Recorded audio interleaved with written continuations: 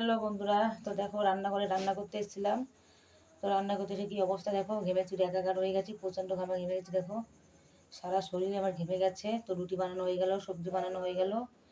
তো আমি এখন ঘরে চলে যাচ্ছি, কুলারে ঠান্ডা বসা জল। দেখো কি অবস্থা, ঘেমে টেমে সব জায়গাতে ঘেমে গেছে দেখো, মাজা ঘেমে টপটপ করে পিঠে দেখো, পিঠে কী করে দেখাও আপনাকে, জল পুরো ভিজে গেছে পুরো, দেখো গলাটাও ভিজে কী হয়ে গেছে।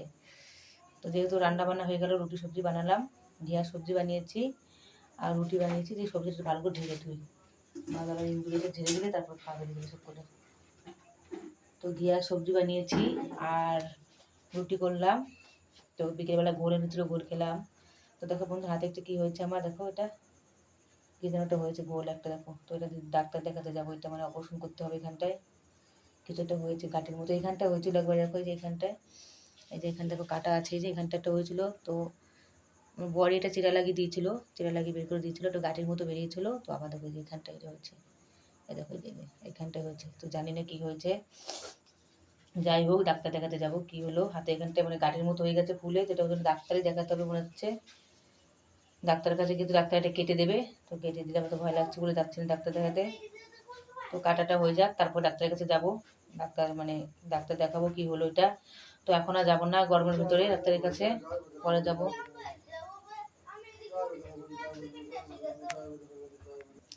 তো এই যে এখন রান্না বান্না হয়ে গেল, তো ওখানে যাবো ঘরের থেকে, বাইরে যাব। তো বাইরেটাও খুবই অন্ধকার, বাইরেটাও খুবই গরম পড়েছে। এই দেখো রুটি বানানো হয়ে গেল, ঢাকা আছে রুটি, এইখানটা খালি থালি ঢাকা আছে। তো এখন চলে যাবো আমি ঘরের ভিতরে।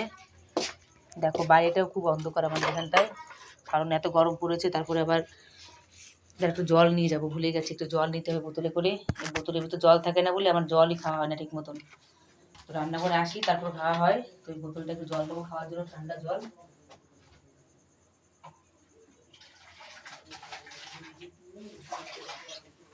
আগে বোতলের ভিতরে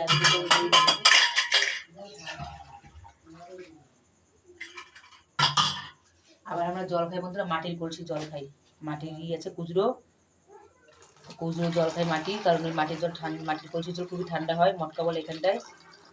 তো ওই জল না খেলে আমরা আসতেই পারবো না। আমাদের এমনি ক্যাম্পারের জল দেয়, তো যখন জলটা দেয় তখন জলটা খুবই ঠান্ডা হয়। তারপর আবার দুদিন একদিন কিছুক্ষণ 2-3 ঘন্টা পরে জলটা গরম হয়ে যায়, যেহেতু রাজস্থানে খুব গরম পড়ে। তার জন্য মাটির কলসির জল খাই আমরা। এই দেখো মাটির কলসির জল 1 মগ ভরে নিলাম, এই জলটা খাবো মাটির মটকা, তারপর ফুরিয়ে গেলে আবার 1 মগ ভরে চলে যাবো মাটির মটকা ঠান্ডা জল। ওই ছোটো একটা মটকা, আমাদের 3 বছর হয়ে গেছে এই মটকাটা, তো ওটাই আমরা জল খাই। দেখো বোতলই ভরা হয়ে গেল, কারণ জল না থাকলে সামনে খাওয়াই হয় না, কতবার রান্না করে আসা যায় বলে জল নিতে। তো দেখো জলের বোতল ভরে নিয়েছি। এখন এই যে বাইরেতে দেখো কত অন্ধকার, এখন রান্নাঘর থেকে আমি বিদায় নিচ্ছি আজকের মতন। রান্নাঘরের কাজ আমার শেষ, তো রান্নাঘরের কাজ বিদায় নিলাম। এই দেখো বাইরেটা, দেখেছো, দেখো বাইরেটা। তো আমার এই ব্লগ ভিডিওটা কেমন লাগলো অবশ্যই লাইক কমেন্ট করবে। দেখো জল নিয়ে, ঠান্ডা ঠান্ডা জল। টাটা।